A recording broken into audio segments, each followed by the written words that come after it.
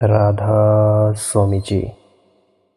आज के सत्संग का विषय है, क्या अनहद नाद शब्द धुन या नाम धुन हमारे पापों का नाश कर देती है। प्यारी साध संगत जी, आइए हम आज की वीडियो में ये जानते हैं। आज की वीडियो में हम वाणी ले रहे हैं श्री गुरु ग्रंथ साहिब जी में से, और वाणी में से समझने की चेष्टा करते हैं कि गुरु साहिब हमें क्या समझाते हैं। क्या वाकई अनहद नाद सुनने से हमारे पाप कर्म नष्ट हो जाते हैं या नहीं? तो किसी एकांत स्थान पर बैठ जाइए, तभी आपको सूक्ष्म से सूक्ष्म तल समझ में आएंगे। नहीं तो आप जी फिर उलझ जाएंगे। फिर मुझे मत कमेंट में कहना कि हमें पता नहीं लगा। एक और विनम्र निवेदन प्रार्थना, अगर आप जी ने टेलीग्राम चैनल ज्वाइन नहीं किया है मालिक की मौज सत्संग, तो अभी डिस्क्रिप्शन में दिए गए लिंक पर क्लिक करें और वहां पे ज्वाइन कर लीजिएगा। टेलीग्राम चैनल पे आपको बहुत सी लेटेस्ट अपडेट्स मिलती रहेंगी, इसीलिए आप उसे ज्वाइन करें। तो साथ संगत जी, चलिए सत्संग शुरू करते हैं। वाणी है, आन आन समधा बहु कीनी, पल बैसंतर भस्म करी जय, महा उग्र पाप साकत नर कीनै, मिल साधु लूकी दीजय। यहाँ पे गुरु साहिब जी बड़ा सुंदर उदाहरण देते हैं कि तुम लकड़ियाँ इकट्ठी करके चाहे जितना मर्जी बड़ा ढेर लगा लो, आग की एक चिंगारी सारी लकड़ियों को जलाकर राख कर देती है। इसी प्रकार हम साकत पुरुषों के कितने ही खोटे और बुरे पाप कर्म क्यों ना हो, नाम की एक कणी सारे कर्मों का हिसाब किताब खत्म कर देती है। और वो हिसाब किताब कैसे खत्म करती है, इसको विस्तार पूर्वक हम पूरे सत्संग वीडियो में जानेंगे। तो गुरु साहिब जी समझाते हैं कि शब्द या नाम की कमाई करनी चाहिए।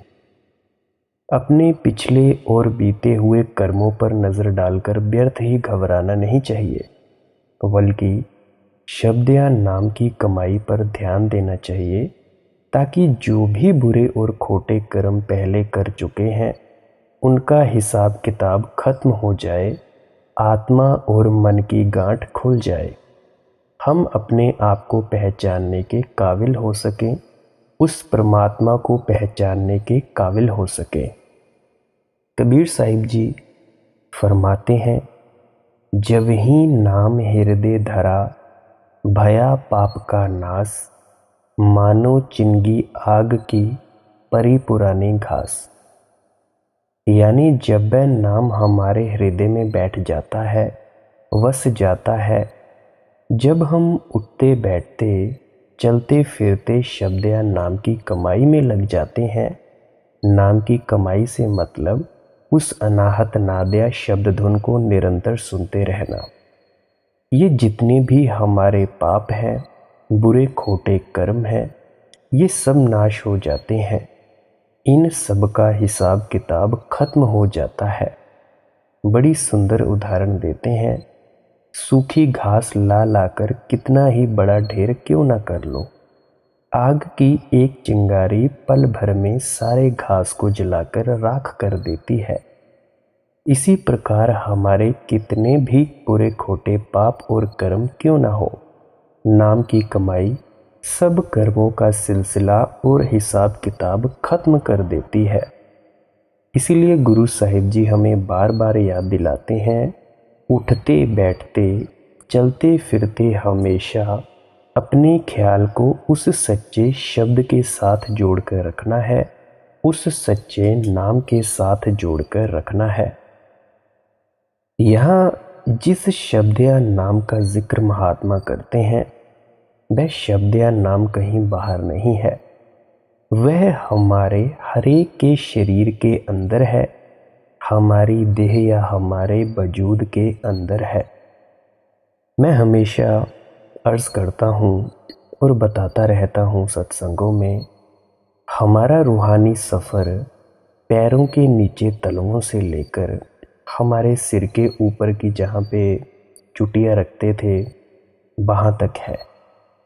इस सफ़र की 2 मंजिलें हैं। एक मंजिल हमारे पाँव से लेकर हमारी आँखों तक और दूसरी आँखों से ऊपर।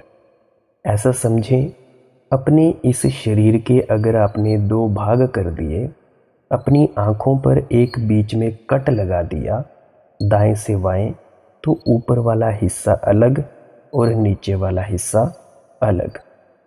जैसे आँखों से ऊपर और आँखों से नीचे। आँखों के नीचे नीचे इंद्रियों के भोग हैं, विषय विकारों शराबों की लज्जतें हैं। इसीलिए जब तक हम आँखों के नीचे नीचे बैठे हैं, हम उस सच्चे शब्द या सच्चे नाम की लज्जत को हासिल नहीं कर सकते।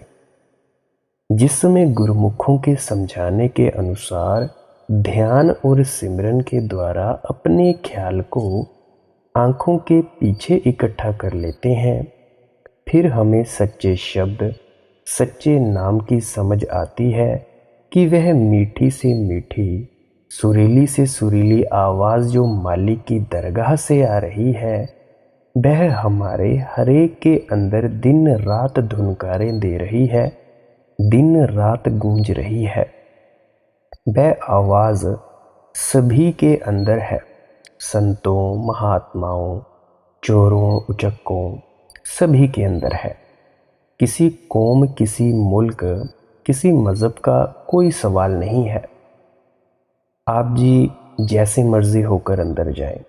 आप चाहे हिंदू हो तब अंदर जा सकते हो, सिख हो तब भी जा सकते हो, ईसाई हो या मुसलमान भाई हो तब भी अंदर जा सकते हो।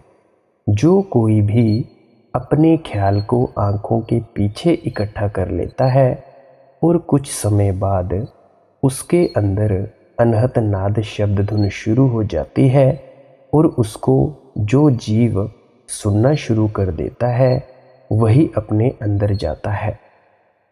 उसी आवाज़, म्यूज़िक या ध्वनि को महात्मा, संत सच्चा शब्द कहते हैं, सच्चा नाम कहते हैं।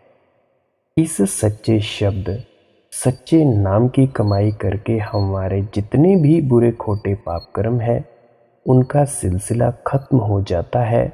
हमारी आत्मा के ऊपर से सब गंदे गंदे गिलाफ उतर जाते हैं। अब आप जी ये सोचते होंगे कि ये गंदे गंदे गिलाफ कौन से हैं?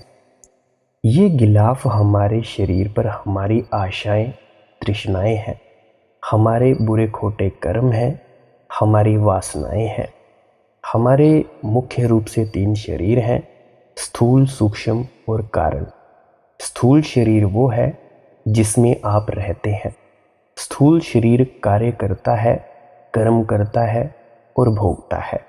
जो सूक्ष्म शरीर है, सूक्ष्म शरीर में आपकी आशाएं, तृष्णाएं, वासनाएं हैं। तो ये जब गंदे गंदे गिलाफ हैं, गंदे गिलाफ बोले तो ये नहीं कि पूरी दुनिया गंदी है। गंदे एक शब्द ऐसे इस्तेमाल किया गया है कि हम एक डिफरेंशिएट कर पाएँ परमात्मा और इस दुनिया की रचना के बीच में से। बाकी सच कहूँ तो इस दुनिया में गंदा और अच्छा कुछ भी नहीं। अगर सारी दुनिया में कण कण में, पत्ते पत्ते में परमात्मा ही विद्यमान है तो हम किसको गंदा कहें, किसको अच्छा कहें? ये गंदा शब्द की परिभाषा सिर्फ एक अंतर तय करने के लिए है कि परमात्मा की लज्जत उच्चतम है और हमारी इस संसार की उसके द्वारा बनाई गई रचना की लज्जत थोड़ी नीची है उससे। बाकी अगर सारी दुनिया में परमात्मा है तो किसको हम बुरा कहें, किसको अच्छा करें, ये कोई नहीं कह सकता। पूरी दुनिया में परमात्मा ही परमात्मा विद्यमान है। ये जो मैं कह रहा हूँ ये भी परमात्मा ही कह रहा है। ये जो आप सुन रहे हैं आप भी परमात्मा ही है। पूरी दुनिया, ये आपका मोबाइल फ़ोन, ये मेरी आवाज़, बस, ट्रक, गाड़ियाँ, मोबाइल फ़ोन, फ्रीज़र, आकाश पाताल, खंड ब्रह्मांड, सब कुछ ही परमात्मा है। तो हमें कोई भेद नहीं कर सकते हैं। ये एक ज्योमेट्री है जिसने एक अलग टाइप से शेप ले रखी है। किसी ने आयतन शेप ले रखी है, किसी ने ट्रायंगल टाइप शेप ले रखी है, किसी ने फूलों की तरह शेप ले रखी है। शेप मतलब आकार। हमारे शरीर का आकार भी अलग है, पशुओं का आकार अलग है। ये अगर आप बीच में गहराई से जाएंगे तो वैज्ञानिकों ने सबसे छोटा जो खोजा है, जो हिस्सा है, उसको एटम कहा है। एटम के बीच में इलेक्ट्रॉन, प्रोटॉन एंड न्यूट्रॉन, और उसके भी बीच में गहराई में गहनतम तलों में जो है वो क्या है? एनर्जी, हमारी विद्युत, जिसको हम देसी भाषा में कह सकते हैं। सारी दुनिया, जितने भी पशु पक्षी पेड़ पौधे हैं, अगर मैं साइंस के अकॉर्डिंग चलूँ, विज्ञान के अकॉर्डिंग चलूँ, तो सारी चीज़ों में कार्बन की ही आगे चेंज है। सब चीज़ों में कार्बन है, और कार्बन के जो एटम है उसके बीच में मूलतः एनर्जी है, जिसको हम ऊर्जा कहते हैं। पूरी दुनिया के हर एक चीज़ में ऊर्जा है, पर उस ऊर्जा के अलग अलग रूप हैं। देखो, ये तो थी विज्ञान की छोटी सी परिभाषा। अगर एनर्जी सभी जगह सेम है, एनर्जी की परिभाषा फिजिक्स के अकॉर्डिंग है, energy can nether be created nor be destroyed but can change from one two another. मतलब जो ऊर्जा है उसको ना तो कोई बना सकता है, ना तो कोई ख़त्म कर सकता है, पर जो ऊर्जा है वो एक तल से दूसरे तल में बदलती है। यही सेम चीज़ मैटर के पर भी है, पदार्थ पर भी है, कि पदार्थ को ना तो बनाया जा सकता है, ना तो पदार्थ को ख़त्म कर दिया जा सकता है, पर पदार्थ आकार लेता है एक चीज़ से दूसरी चीज़ में। अगर मैं आपसे ही सीधा सवाल करूं, तो क्या आप एक रेत का ज़र्रा बना सकते हैं? क्या बना सकते हैं? नहीं, हम रेत का कोई ज़र्रा नहीं बना सकते। और मैं ये पूछूं कि क्या आप रेत का ज़र्रा मिटा सकते हैं? तो वो भी नहीं। रेत का ज़र्रा अगर आप मिटाने की कोशिश करेंगे तो वो शीशे में तब्दील हो जाता है। इसी तरह से चीज़ों के गर्म और ठंडे होने से ये सारी चीज़ें आकार में बदलती हैं। अब मैं आता हूँ थोड़ा आध्यात्म की तरफ। ये जितनी भी दुनिया के जीव हैं, कोई भी है, पत्थर से लेकर इंसान तक, ये सब चीज़ें, इनमें परमेश्वर ही विद्यमान है, परमात्मा ही विद्यमान है, वो गूंज, वो शब्द ही विद्यमान है। मेरे ख्याल से इतनी सी आप परिभाषा समझ पाए होंगे। तो चलिए आगे चलते हैं। साधु साध साध जिन नीके, जिन अंतर नाम धरी जय। गुरु साहिब जी फरमाते हैं, जो साधु संत महात्मा हैं वे बहुत ही ऊंची गति वाले हैं। उनकी महिमा बहुत भारी है, क्योंकि उन्होंने साधना करके अपने अंदर वह नाम रूपी दौलत प्रकट कर ली है।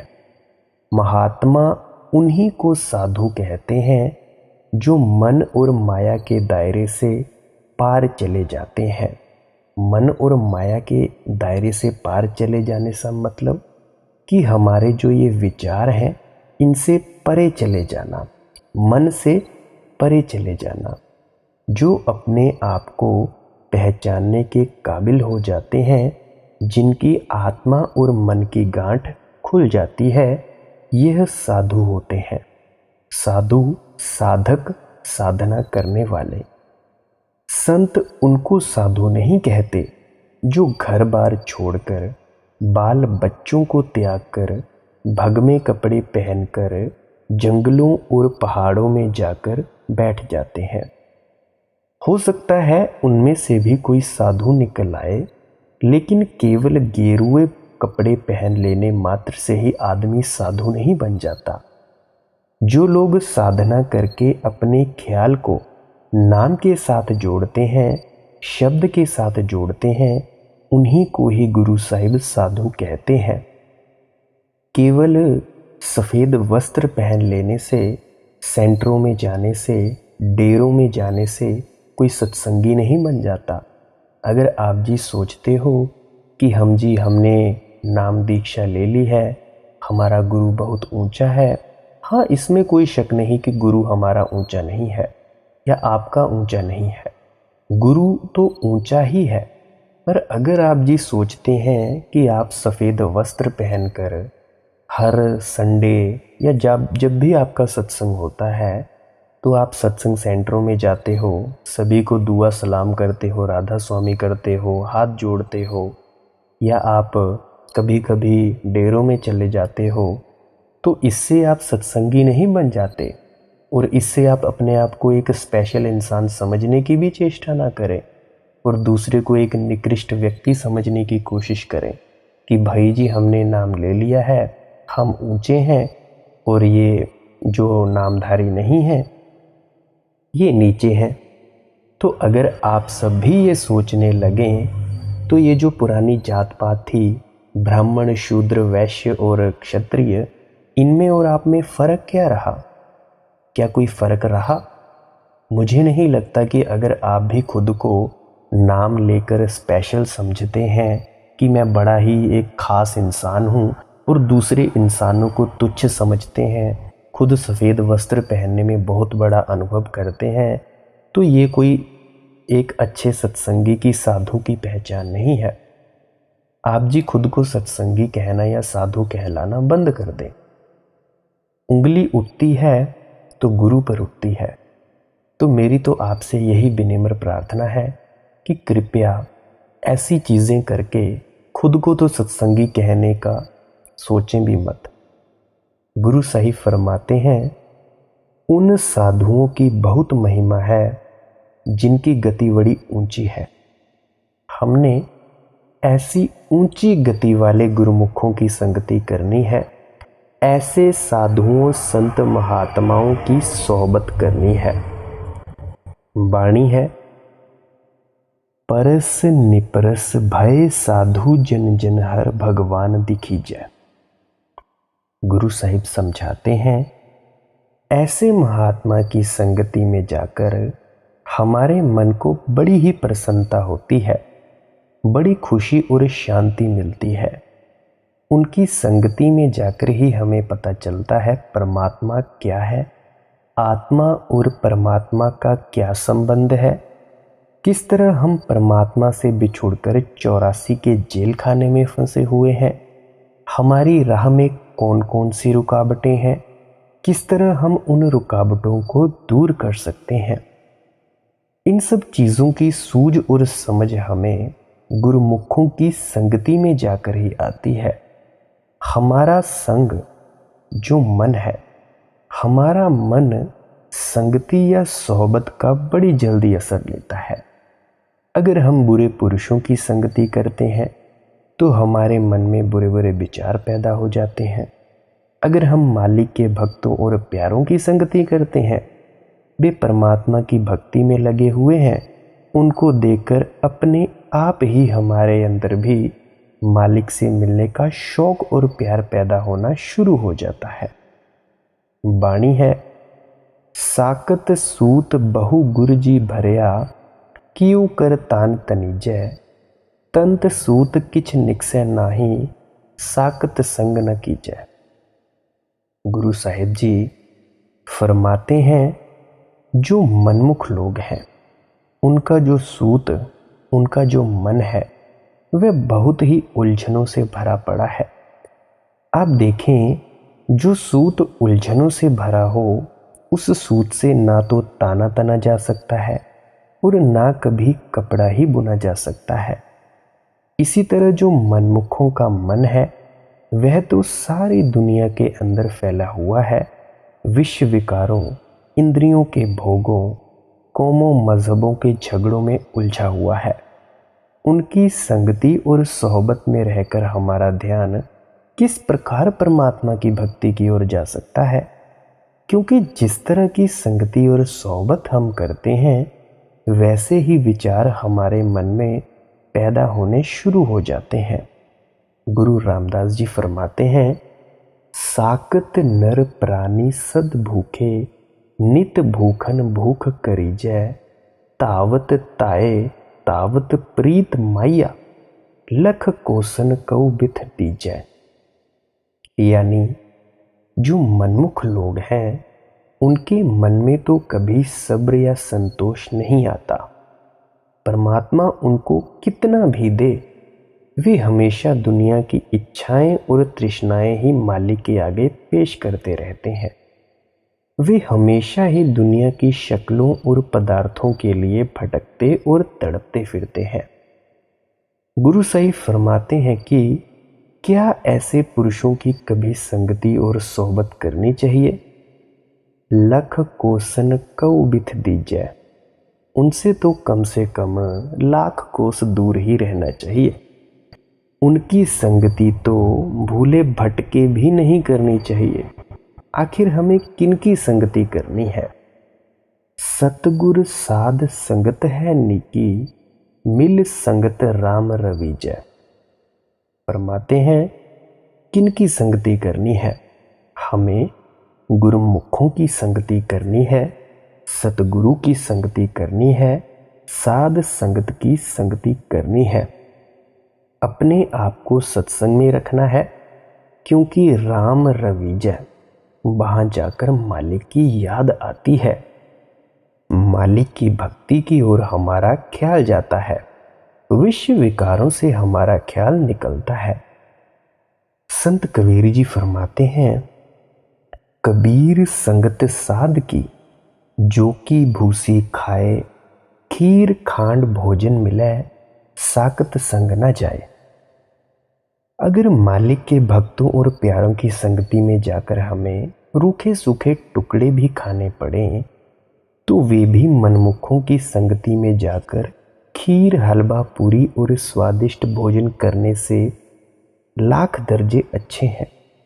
क्योंकि एक घड़ी आधी घड़ी, आधी हूं से आद, कबीर संगति साध की, कटै कोटि अपराध। एक घड़ी, आधी घड़ी, आधी से भी आधी घड़ी जो मालिक के भक्तों और प्यारों की संगति करते हैं, उससे हमारे मन में हजारों प्रकार के वहम भ्रम और संकल्प दूर हो जाते हैं। पता नहीं गुरुमुखों या महात्माओं की वाणी की कौन सी तुक हमारे कानों में पड़ जाए जो हमारे जीवन को ही पलट कर रख दे। इसीलिए संत महात्मा सत्संग पर बहुत जोर देते हैं, नेक सोहबत और उत्तम संगति पर जोर देते हैं। अंतर रत्न जवेहर माणक, गुर कृपा ते लीजै। जिस शब्द या नाम की इतनी महिमा है, समझाते हैं वह शब्द या नाम कहाँ है? क्या उसकी खोज करने के लिए मनुष्य को जंगलों पहाड़ों की ओर दौड़ना चाहिए, या मंदिरों मस्जिदों गुरुद्वारों में ढूंढना चाहिए, या किसी किताब ग्रंथ पोथी पढ़नी शुरू कर देनी चाहिए? गुरु साहिब फरमाते हैं, अंतर, वह नाम कहीं बाहर नहीं, हमारे शरीर के अंदर है, हमारी देह या हमारे वजूद के अंदर है। अगर कोई चीज़ हमारे घर के अंदर खो जाए, अगर घर में ही उसकी खोज करेंगे तभी उसको पा सकेंगे। अगर बाहर जाकर खोज करनी शुरू कर दें तो हम उसको हासिल किस तरह कर सकते हैं? फिर कहते हैं कि नाम रतन है, जवाहर है, बल्कि इससे भी मूल्यवान है। इसीलिए रतन और जवाहर कितने ही मूल्यवान क्यों ना हो, आखिर है तो मिट्टी। महात्मा तो हमें समझाने के लिए ही इन बाहरी वस्तुओं की इससे तुलना करते हैं। इसीलिए वे कीमती से कीमती चीज़ से तुलना करके हमें समझाने की चेष्टा करते हैं। कई बार इसको अमूल्य और अमोलक भी कह देते हैं। इसका मतलब है कोई भी धन दौलत, दुनिया का कोई भी खजाना उस नाम की कीमत अदा नहीं कर सकता। लेकिन वह नाम की दौलत कहाँ मिलती है? गुर कृपा तय लीजै। जिस समय गुरु की कृपा हो जाती है, परमात्मा की दया मेहर और बख्शिश हो जाती है, फिर जाकर हमें इसकी प्राप्ति की युक्ति, तरीके और साधन का पता चलता है। फिर कहीं जाकर हमारा ख्याल उस शब्द के साथ जुड़ता है, उस नाम के साथ जुड़ता है।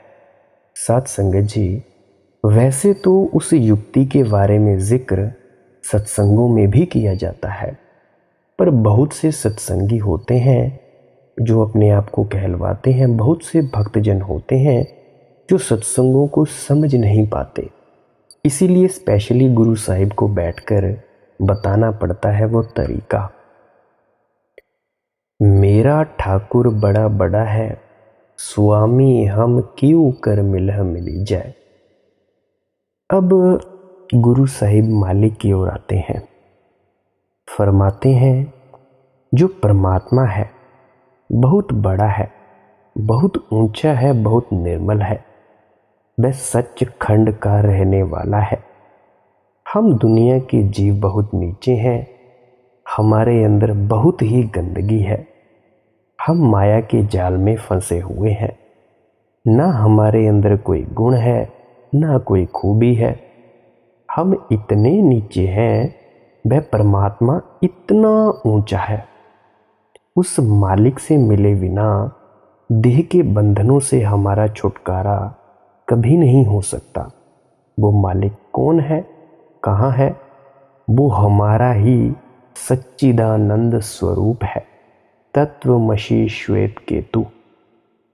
इतने नीचे होने के बावजूद हम इतने ऊंचे और निर्मल परमात्मा को किस तरह पा सकते हैं? नानक मेल मिलाए, गुर पूरा जन कऊ पूरन दीजा।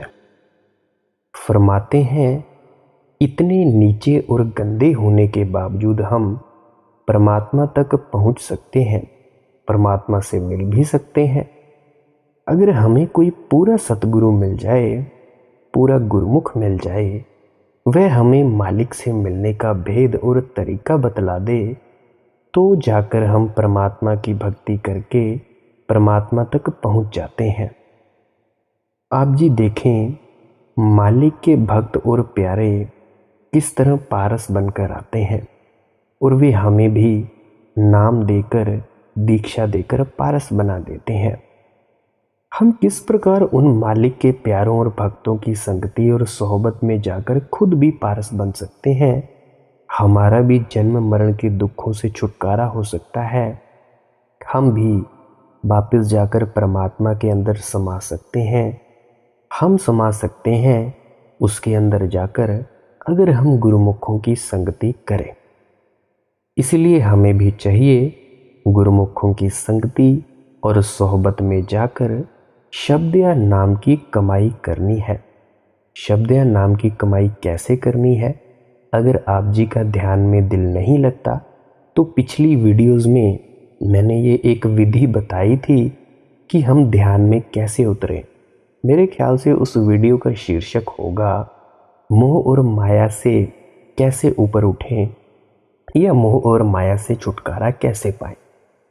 और अगर आप ध्यान की सरलतम विधि जानना चाहते हैं, किसी को गुरु दीक्षा नहीं मिली है, तो 26 मार्च 2022 का इसी चैनल पे सत्संग सुन सकते हैं। उससे आपको समझ आ जाएगा कि कैसे ध्यान में उतरना है और उतरने से पहले क्या विधि अपनानी है। वैसे तो ध्यान की कोई विधि होती नहीं है, पर फिर भी हम कह सकते हैं एक विधि। ध्यान में उतरने के लिए हमें पूर्णतः शांत होना पड़ता है, और शांत होने की विधि आपको 26 मार्च 2022 के सत्संग में बताई गई है। आप जी इसी चैनल में जाकर उस सत्संग को ढूंढिए और पूरा बार बार सुनिए, आपको अच्छे से समझ में आ जाएगा। फिर भी कोई प्रश्न रह जाए तो कमेंट सेक्शन में लिख दीजिएगा, या मैं उसमें अपना नंबर डाल दूंगा, मुझे व्हाट्सएप कर दीजिएगा। अदरवाइज़ मुझे नहीं लगता कि उस वीडियो के बाद आपको प्रश्न पूछने की ज़रूरत पड़ेगी। फिर भी अगर पड़े तो पूछ ज़रूर लेना, इसमें कोई संकोच की बात नहीं है।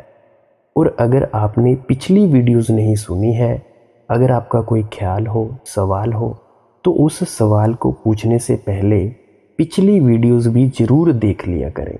क्या पता आपके सवाल का जवाब मैंने पिछली वीडियोज़ में दिया हो और आप फिर से दोबारा वही सवाल कर रहे हो। क्योंकि आप जी अगर कोई नया आता है वीडियो सुनने, तो उसने पुरानी वीडियोज़ सुनी नहीं होती। और मैं कई दफ़ा सवालों के जवाब पिछली वीडियोज़ में दे चुका हूँ। तो आपसे यही प्रार्थना है कि आप सारी वीडियोज़ को एक एक करके ज़रूर सुनें। और साथ संगत जी, अगर भाषा शैली में, व्याकरण में मुझसे कोई गलती हो गई हो, उसके लिए भी माफ़ी चाहता हूँ। और अगर किसी को मेरी तरफ से दिल को ठेस पहुँची हो, उसके लिए भी मुझे माफ़ करें। क्योंकि हूँ तो मैं अभी भी अज्ञानी। जब तक पूर्ण ज्ञान ना हुआ, तब तक मैं अपने आप को अज्ञानी ही मानूंगा, क्योंकि ये मैं जानता हूँ कि मैं अभी अज्ञानी हूँ। तो साथ संगत जी, अंत में आपके भीतर बैठे परमात्मा को प्रणाम करता हूँ। मेरा प्रणाम स्वीकार करें। राधा स्वामी जी।